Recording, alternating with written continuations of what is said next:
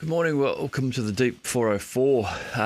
It's a sort of a tragic event that we start today's summary with.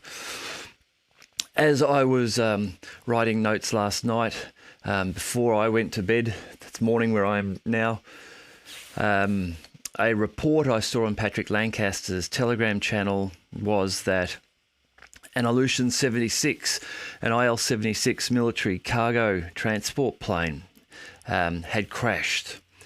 And that was the first report that came out that I saw. I did a little bit of a look around. It was starting to pop up on some other channels. So it did seem as though this was a legitimate crashing of one of these planes.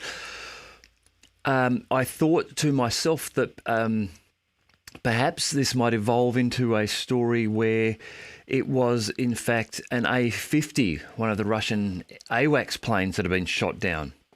A week ago, there was that uncorroborated now report, but there was the report of an IL-76 having been shot down and an A-50 being shot down.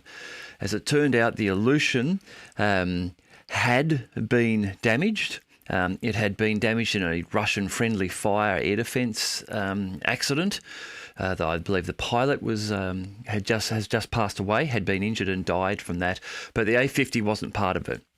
However, the A-50s are built on the airframe of an A-76, so to some extent they would look similar. Obviously, an A-50's got the big mushroom dome on top of it. In the footage that I saw, I'm not going to show the footage today, but in the footage that you can find, you do see as this plane is crashing towards the ground, a large chunk of it appears to come off, and I had thought it was very grainy footage from a distance and difficult to see clearly what's happening. In the footage I saw, it shot from ground level from a mobile phone, and a truck actually passes in front, sort of so you lose the plane for a moment, and then there's a fireball. But I thought that may have been that large mushroom coming off the back, and I was thinking if I would wake up in the morning and find that that's what the updates were. As it turns out, it's a far more tragic story than that. Reportedly, the cargo plane was carrying 74 people. 65 of those people were Ukrainian prisoners of war who were being returned to Ukraine as part of a prisoner swap. There were 6 crew members and 3 Russian guards. Reporting is now coming out that the plane was shot down. It was shot down near Yablonovo in the Belgorod region. It was shot, well, at least it crashed about 45 kilometers from the Ukrainian border. And current reporting is indicating that PAC-2 Patriot missiles were used in the shoot down of this plane. Now, I know that some people will be saying, "Oh, clearly the Russians have shot this down. It's a terrorist act enacted by the Russians, or it's another friendly fire enacted by the Russians."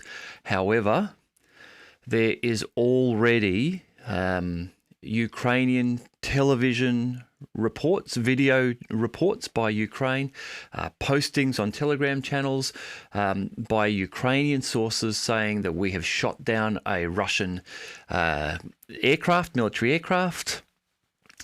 In the television video that I saw, I can't speak Ukrainian, unfortunately. I can't speak Russian, unfortunately. But I'm trusting that from the channel that I saw it, that the transcription is correct. And I imagine that given the channel I saw it on, if it wasn't, it would have been pulled down and refuted very quickly. So my assumption at this stage is that the translation is correct, and in that translation, the Ukrainian reporter is reporting that the Ukrainian command, is claiming that they had shot this plane down. And they had shot it down because they had believed it was carrying S-300s. It appears as though it was not carrying S-300 missiles, and that it was carrying primarily Ukrainian men who were going to be returned as part of a prisoner swap deal. There's some questions around why the plane was able to be shot down. I've seen some reports, whether true or not, that because this plane was flying in a prisoner swap deal, the Ukrainian authorities had been made aware of it, and they were preparing for it to arrive as part of a prisoner swap. That to alleviate the threat of the plane flying into area close to Ukraine. I believe it was intended to fly to Belgorod. That it was flying without fighter escort and without the protection, electronic warfare, and ability to intercept air defence missiles that those fighters would have provided. In the reporting I saw, this was done so as to make it appear as a soft and a friendly target, not something that was clearly escorted by military fighters carrying weapons. I don't know if that is the case or not, but that's something I've seen. To also corroborate the fact that this is has been perpetuated by the Ukrainian air defence, there is a CNN video.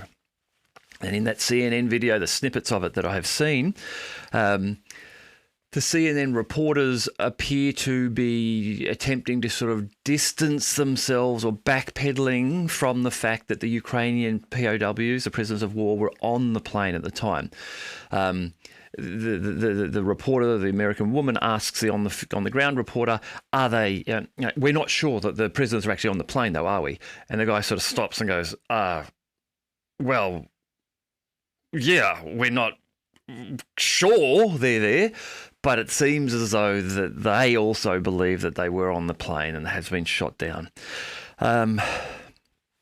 The Russian Ministry of Defense has released a list of the 65 men who are on the plane, their details.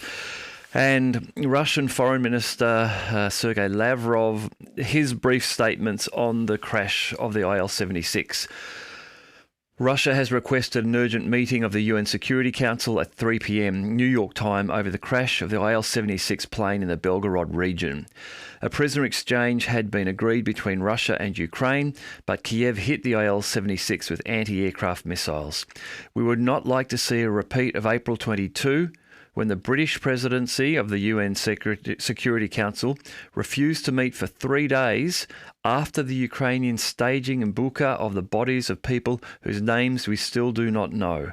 So this is a very strong statement from Lavrov to call this out, but call this out in reference to Bucha. Now, if you remember, Bucha was an event early on in April of 2022, early after the conflict had begun, which was in the Western media assigned to Russia as having committed these murders.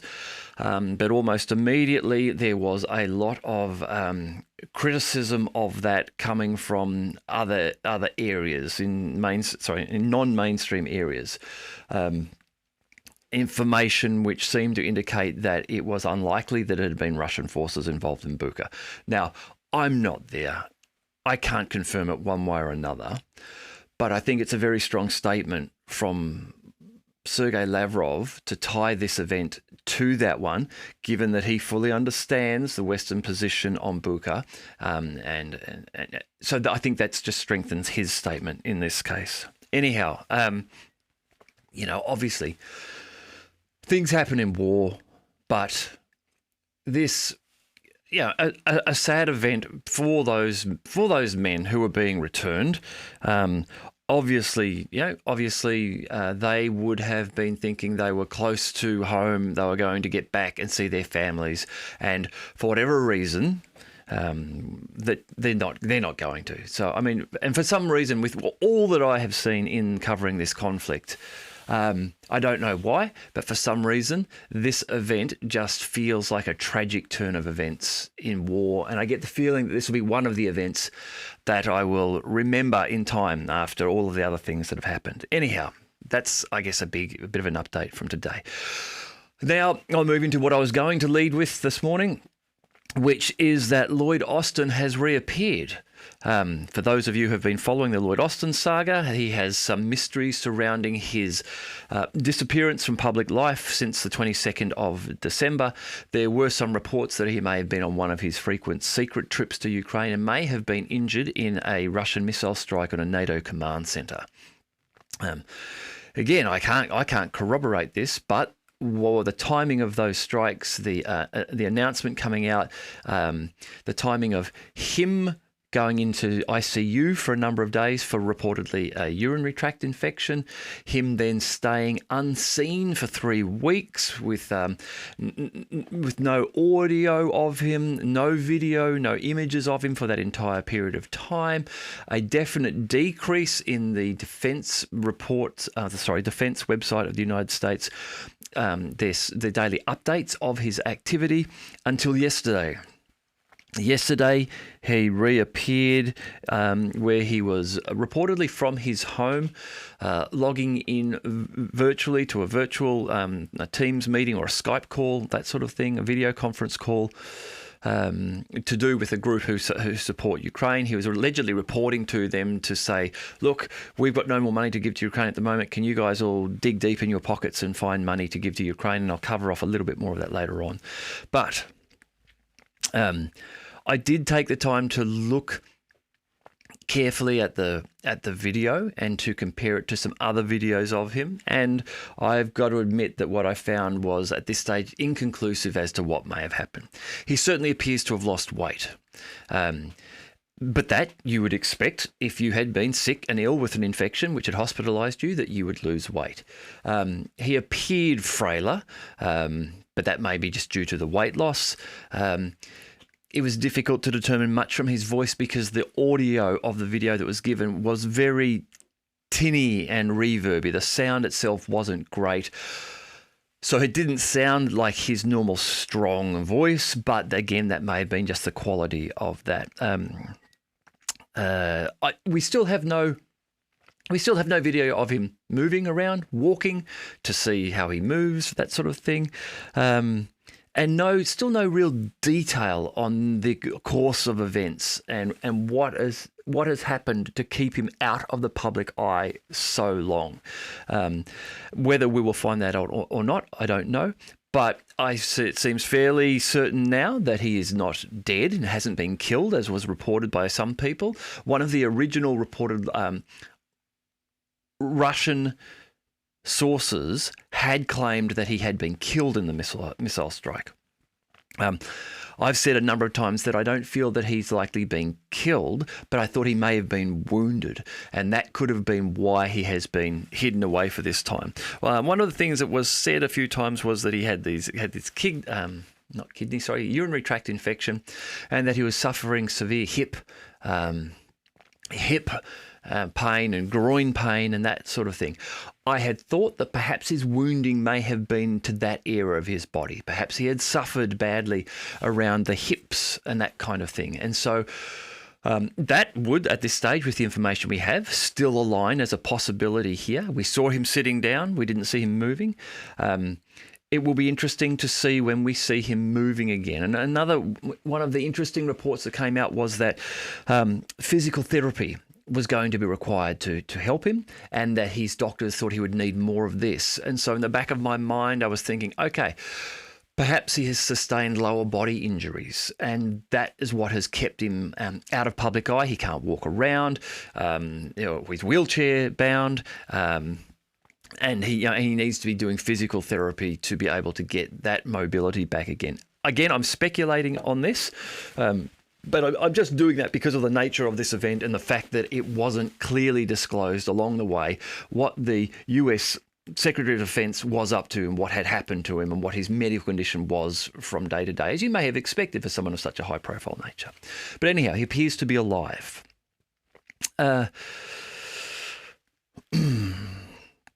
Missile strikes have been continuing in Ukraine. In the past 24 hours, there were strikes again by the armed forces of Russia. Kiev was struck amongst other regions. Kiev, Kharkiv, Pavlograd, Poltava regions were hit. Again, it was a large barrage of strikes with Tu-95 bombers, Tu-22s, the big super fast swept wing strategic bombers, and Su-34 aircraft all involved in the strikes. Reports from the Kiev Post are that air raid alerts started just before 6 a.m. local time, and then at least 10 explosions in quick succession at around 7:20 a.m. local time occurred. The mayor of Kiev, Vitaly Klitschko, has reported that a non-residential building was on fire from the Persh district, and that a fire had broken out in several apartments in the Solomyan district. The non-residential building leads me to believe that this is quite possibly then some military target which has been struck. If this building is on fire and it's non-residential, it may be something else. I mean, of course, it may be a recreational centre, a school, the train station, but I would have thought in that case he would have just stated that a school was on fire or a train station was on fire. He doesn't. Instead, he has said a non-residential building. No information about the damage to the apartment block where he said some apartments are on fire as to whether there was any direct missile hit or if this was debris or the work of air defences. This does, however, dovetail quite nicely and corroborate a Ukrainian report from a Ukrainian channel, which is a reliable source of news from within Ukraine, which I mentioned earlier this week, where they are saying that due to the Russian missile strikes on industry, assembly and repair facilities for military equipment, manufacturing and fabrication locations, these are being moved into cities to put them under the cover of air defence and cover of residential buildings. Now, the report was Ukrainian, was translated, so sometimes there's some difficulty in understanding completely what they were saying, and clearly moving them under air defence makes sense. Move them out of areas where you don't have air defence, move them into areas where you do have air defence, but there was also this line around protection of residential buildings. What I didn't get there was whether they were mentioning then a purely functional mechanical protection, i.e. if you're operating and doing this work in an area where there might be apartment blocks around, that you have some form of barrier around you. If an apartment block is 8 stories high and you're operating in a factory which is 2 stories high, then you've got some level of defence around you from missile strikes. The missiles need to get past the residential buildings. It's harder to hit you. Or whether the implication was that moving them there was more it's like a strategic idea to enact the idea of human shields and residential shielding around those locations, and that Russians would be less likely to wish to target them because of the risk of striking residents and civilians. So the article didn't make it clear, but if we are seeing, a strike on a non-residential building within Kiev near residential areas of apartments, then perhaps that's what we're seeing, maybe a result of that type of activity. There were reports that in the missile strike, 6 people were killed in Kharkiv. I don't have deeper reporting on what the targets in Kharkiv were, but we do know that over the last few weeks, in general, what those targets have been, as I say, they have tended to be the Ukrainian resources that would enable them to perform tasks like repairing artillery pieces coming back from the front line once they've reached the point that they need repair, or repairing heavy armoured vehicles, tanks and armoured personal carriers and infantry fighting vehicles that have sustained some damage that can't be repaired directly in the field, but could be brought back to a factory where there's heavy machinery and you could repair them. The Russians have been targeting these, which means that if the Ukrainians wish to repair those big pieces of frontline equipment, they need to be sent out of Ukraine, sent to Romania, as one report as well. Lithuania is where some of them are going to be repaired, which is a long way to send them. takes longer to repair them and then return them to the front line, which means you've got less capability at the front line, of course. Also, an article in the Asian Times talking about what I mentioned yesterday. This possibility. Well, I'm speculating the possibility of a coup in Ukraine if President Zelensky does make the decision to attempt to fire and remove General Zaluzhny. That General Zaluzhny is probably in a position where he could take the armed forces with him and raise a coup against Zelensky. The Asian Times talking about the fact that if the Zelensky regime were to fall and if Kiev were to fall with the Russians taking oblasts up to the Dnieper, that Lvov in the west of Ukraine might become the new capital of Ukraine. So this is an interesting point. The assumption here is that the Ukrainian administration, whoever it was, would continue to fight, would not look to remain in an area of Kiev bordering what would then become Russia, and work to have relations with Russia. Instead, the assumption here is that the regime would continue in its desire to be a part of NATO, and for that reason would move the capital as far as they could away from Russia and from the Dnieper River. Yeah, I think it's an interesting one, idea, something to watch, and to see if we do get more reports of that as this conflict continues, and the likelihood of the Russians taking control of territory right up to the Dnieper River. I also spoke yesterday about the fact how NATO and in Sweden and in Poland and in Germany and in the UK, the media reports there are preparing the civilian population there for war. There are multiple reports coming out in those countries now saying we need to get ready for war with Russia, that a Russia war is coming, that Russia will attack us. We've got 20 years. By 2044, this will have happened. We need to be ready. No, we've got 8 years. No, a secret Polish report comes out. We've got 36 months before Russia will attack us. All these things are happening. I went through the Daily Mail article where it showed the big infographic and the headlines saying Baltic states attacked and AI tanks rolling towards Europe. It wasn't until you got right down into the headline, the bottom of the headline, that you realised they were talking about a possible scenario being considered, not just that this is actually happening. A big infographic of Russia bombing civilian cities in London and Paris and that sort of thing. Very inflammatory sort of propaganda type reporting that start to prepare the population for this, so that when it starts to happen and get closer and the war machine starts gearing it up more and more, they're used to it. It's not a big shock, and there's maybe not the big protests to war because it's been in people's minds for a while. Anyhow, interestingly, Jens Stoltenberg has come out yesterday and said that NATO does not see any imminent military threat from Russia towards any member of the alliance. Now, this has... Well, he's then followed that up by saying, however, we will be keeping our deterrence high with the steadfast defender exercises, where all 31 of the NATO nations plus Sweden, which I'll talk a little bit about in a moment, who's stepping closer to becoming a NATO nation, will be involved with 90,000 troops, hundreds of aircraft, all of that sort of thing, performing war game activities as if they were defending against a Russian attack.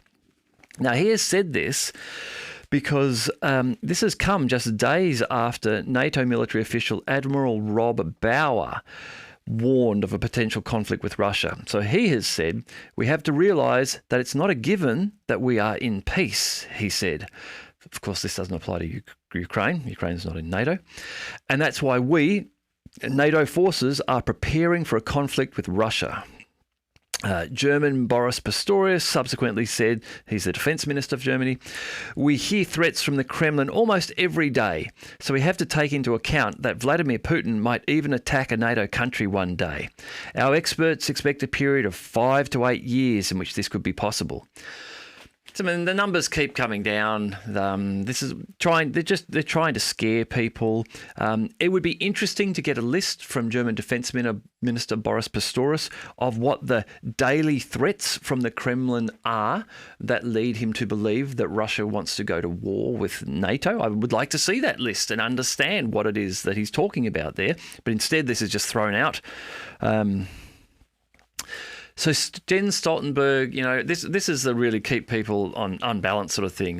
His military leader has said prepare for war. He even said things like make sure you've got a torch available and a radio and bottled water and that sort of thing. And now Jens is going, we don't see any imminent threat. Not right now, but soon it's coming. Anyhow, this sort of nonsense, as I consider it, is going on in Europe.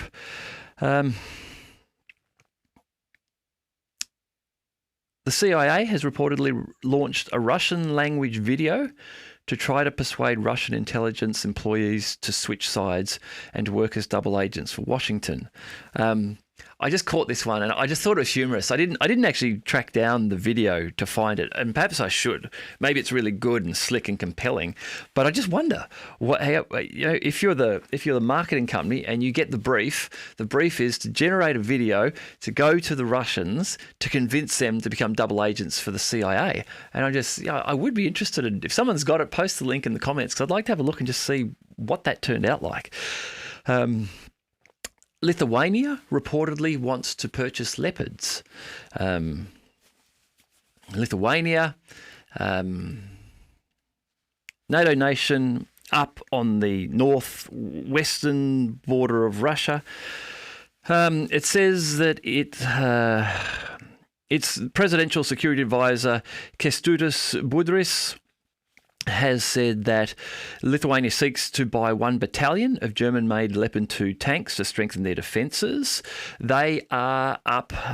Lithuania is on the border of the Suwalki Gap between Lithuania and Poland, and that 62-kilometre gap. On the other side of it is Belarus, and then on the western side is Kaliningrad, the Russian oblast, which faces onto the Baltic Sea. He has said, the State Security Council agreed that the most effective tank is the German Leopard 2, and that Lithuania's Ministry of National Defence has been tasked with starting negotiations for a battalion of tanks. So we are, we're constantly seeing these escalations and this drive towards war between NATO and Russia. And let me just be clear, I don't think this is Russia driving towards a war with NATO. I think this is NATO driving towards a war with Russia.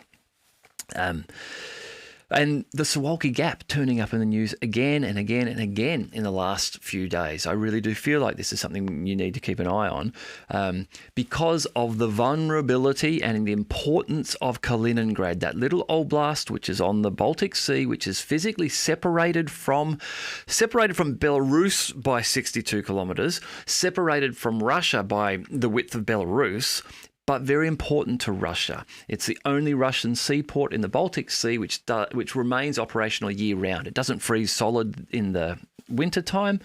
It is surrounded by NATO nations. The only nation in the Baltic which isn't is Sweden, and Sweden takes a step closer to becoming a NATO nation, which I've talked about in a video just this week, which you may find of interest, where I suggest, or I sort of argue, that Sweden remaining out of NATO for a while is actually beneficial to NATO if they wanted to launch an attack on Kaliningrad, and that once Sweden becomes a NATO nation, they actually lose a tactic. They lose an ability to attack Kaliningrad without themselves having to be called into the fight. It would give NATO the ability to use Sweden, if they orchestrated it, to attack Kaliningrad before NATO was fully ready to engage in a conflict with Russia. much like Ukraine. NATO is obviously supplying weapons and is using Ukraine as a proxy to fight Russia. They could do the same thing with Sweden, given its location, given its proximity to Kaliningrad, and given that it's not yet in NATO, means that if Russia retaliated against Sweden, NATO doesn't have to invoke Article 5 and jump in. And they might like to have that ability to do that for 18 months or 2 years, perhaps before Sweden became a NATO nation, and then if Russia attacked them in a retaliatory strike, they would have to invoke Article 5, which means they would have to be ready to do that, or they would look weak if they dilly-dallied around and didn't do that. So anyhow, that's I'll talk a little bit more about Sweden in a moment. Belgium reportedly will freeze $662 million of proceeds from frozen Russian assets. This is according to the Belgium news agency. The Belgium Defence Minister, Ludovine Dedonde, said the assets were frozen in Belgium. Now, I'm wondering if this is the test case for the seizing of the $300 billion of Russian assets that have been frozen around the West. There is talk at the moment, this is ongoing, there is talk that EU and UN legislators are trying to find a legal way in which they can say, well, we've frozen these Russian assets, well, now we're going to take them. And we're going to take them, we're going to give them to Ukraine. It's illegal to do that at this stage with international law. Now, of course, all's fair in love and war. It doesn't mean that it won't happen, but the legality of things gets thrown out the window often in war. But at this stage, it's illegal to do that. But they're obviously looking for ways to do it. And when I saw this article that Belgium is going to provide Ukraine with $662 million from the proceeds received from frozen Russian assets, I'm just wondering exactly what has happened to these assets, what format they were, and who now is going to be in control of that value. Is it actually going to be, hey, these have been converted, whatever it was, into bearer bonds, the bearer bonds are now yours. Or this has been converted into cash, like we've taken these properties, we've sold them and taken the cash and you're going to get it.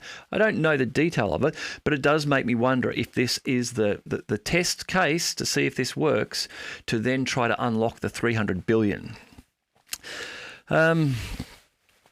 NATO Secretary General Jens Stoltenberg has yesterday, this was, I believe, as part of this meeting which Lloyd Austin led, the video conference, where Lloyd Austin had said, look, for the first time we've had one of these meetings of all of us nations who are supporting Ukraine, we've got no more money that we can give. We're still waiting on Congress to agree and approve the $64 billion for Ukraine. It hasn't happened yet.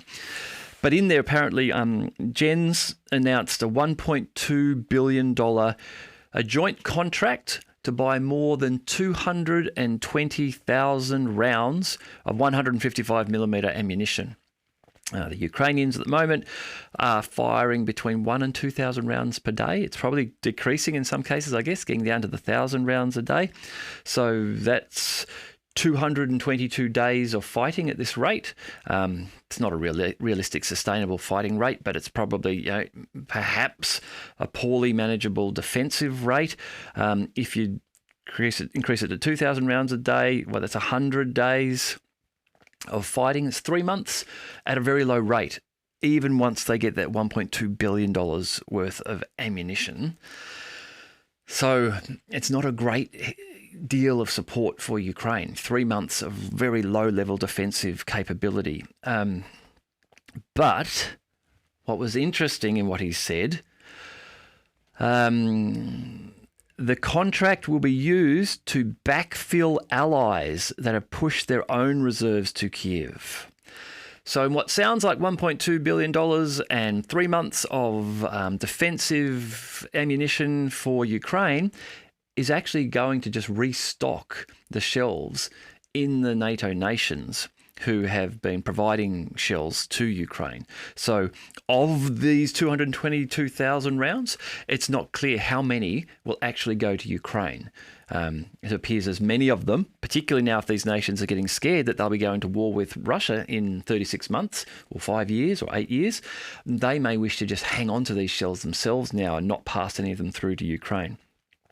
So perhaps a hollow offer of support to Ukraine from NATO here.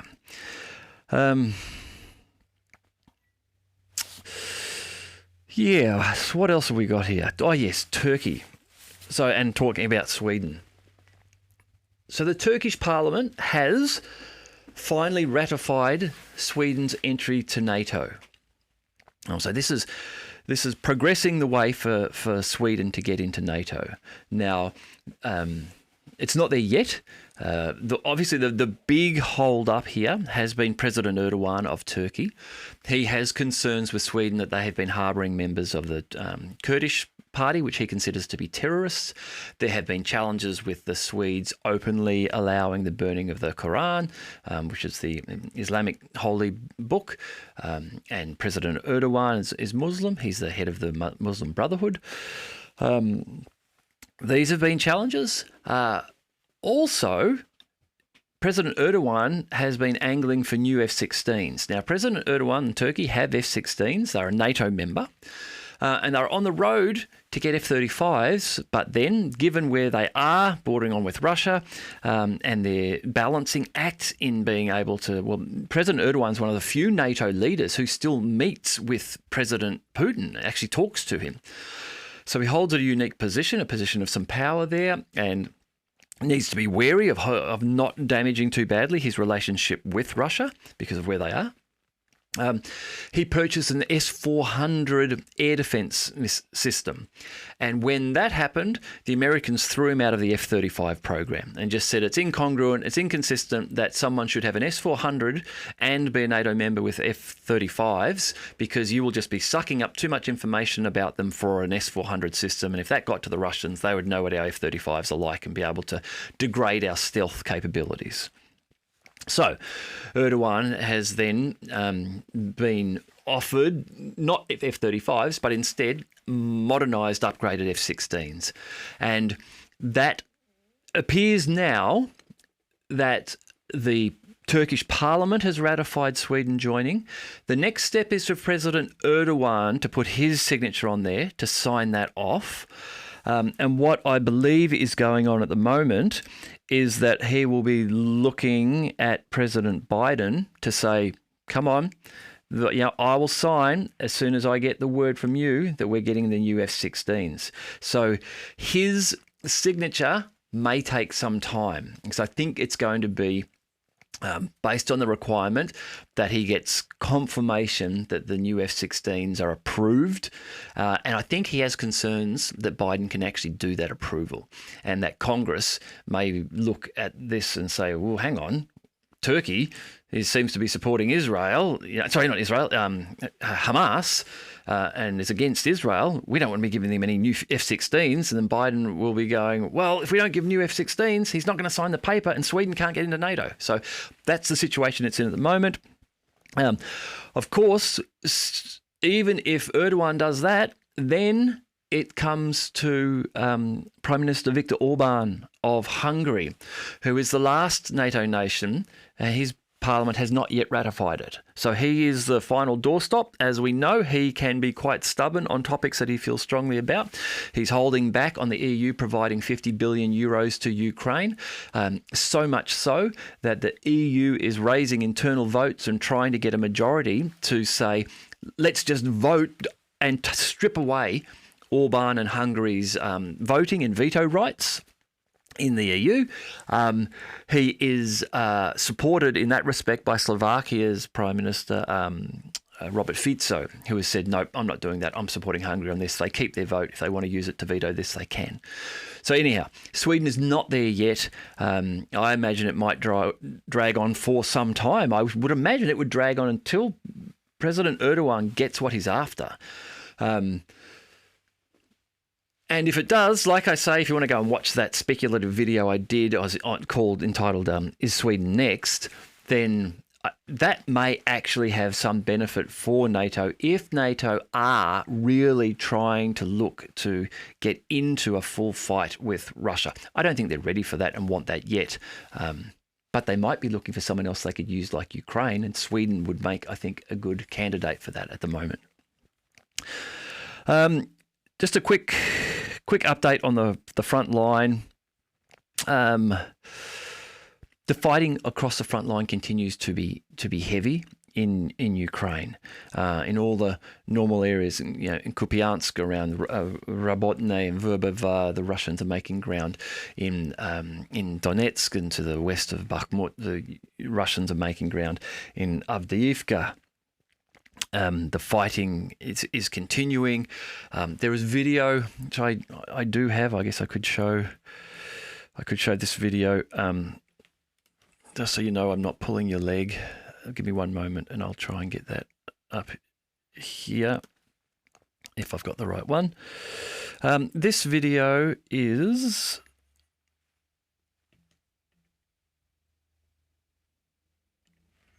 Where are we? This video here is reportedly from Avdiivka.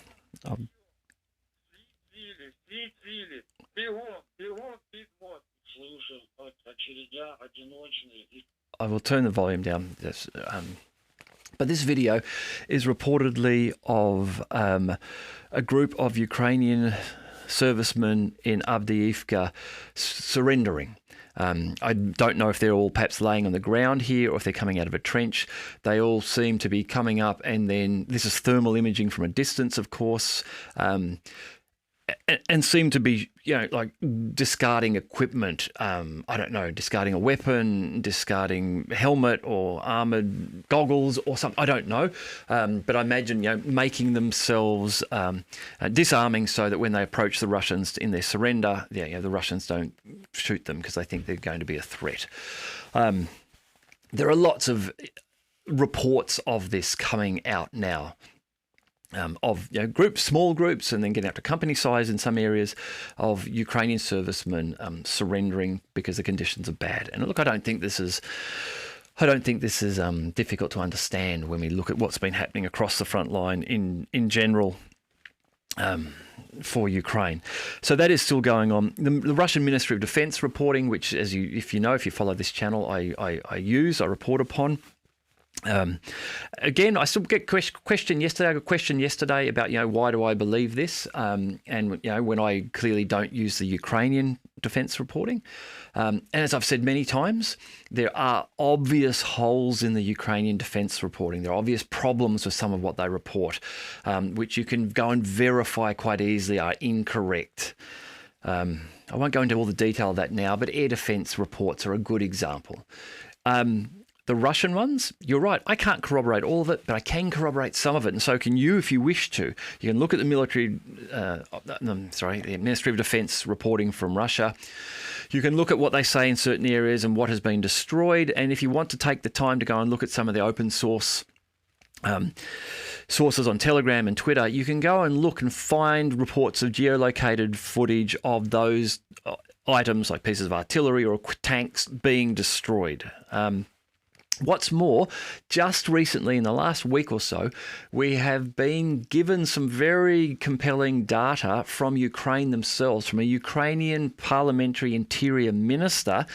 He has come out and stated that he believes, and that they should tell the truth about this, that Ukraine is losing 1,000 men per day killed and wounded. It's 1,000 men killed and wounded per day. This is from a Ukrainian parliamentary source. This isn't from the Russian Ministry of Defense. The Russian Ministry of Defense figures almost invariably report numbers lower than that. We have had one day this week where the reports were over 1,000. There was 1,005 Ukrainians reportedly lost in one day. Today, the number is 870. And this seems to be sitting about where it is. We're seeing the numbers month on month after the last few months from the Russian reporting are around 4,500 to 5,000 men a week being killed and wounded in the conflict with Russia. So that's why I use these numbers. They appear at least consistent, and they appear in at least some aspects to be verifiable. And now we have the Ukrainians themselves providing an upper estimate, which is above the Russian estimate. So I feel somewhat confident using the Russian Ministry of Defense numbers that they aren't at least orders of magnitude out of whack. Yes, there's a gap in that I'm not reporting on what the Russian losses are. However, I have reported on that in the past using what I believe to be a more reliable source there, which is the BBC and Mediazona partnership, where they report on Russian casualties, Russian killed servicemen. And they do that openly by looking at obituaries, looking at social media, looking at reports from Russia, and trying to actually just tie down the ones that they can confirm and say, you know, this many people, we've got actual evidence that these people died. Their numbers indicate a far, far lower number of Russian losses than what you will get out of the perhaps the mainstream Western, US, British and Ukrainian media sources. So I'd suggest you have a look for the BBC Mediazona reporting to see if you want to get an idea of what the Russian casualty numbers might be. Anyhow, just briefly for today, 870 men across the front line reportedly killed or wounded in the last 24 hours. 17 pieces of artillery. And of those 17 pieces of artillery, Ukrainian artillery reportedly destroyed, 9 of them are self-propelled units. So I've talked a bit about this in the last week. There seems to be an increase in the number of self-propelled units that are being reported as being destroyed for the Ukrainians, Ukrainian equipment destroyed. These are Gwodzicas and Akatsias and Polish crabs and things like that. These are very difficult to replace. They just aren't being supplied from the West anymore, or in the numbers that they were previously.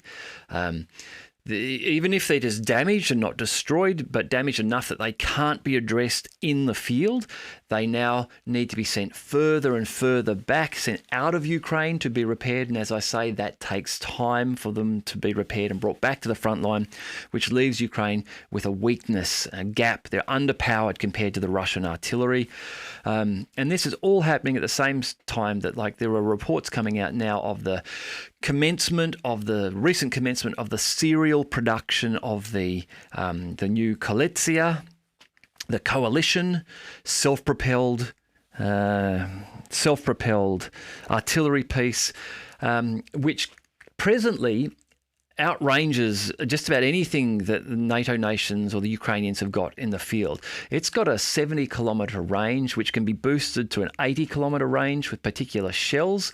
And it's got a firing rate of 10 RPM. It can fire 10 rounds. Every 6 seconds, it can fire around 70 kilometres at you. The Ukrainians just don't have something of comparable skill set to that at this stage. And those are starting to come to the front lines for Russia as Ukraine is losing the mobile pieces that it has. So overall, you know, the shape of the war and the front line is continuing in the same direction, with Russia assuming control against Ukraine here. And what appears to be a very tragic event for the Ukrainians in a friendly fire shoot down, which has led to the death of 9 Russian servicemen and 65 Ukrainian soldiers, prisoners of war, who were being returned home. That's what it looks like at this stage. All right, I'll leave it there for today. I hope you're having a good week. It's Thursday. We're getting close to the weekend. I look forward to talking to you again soon.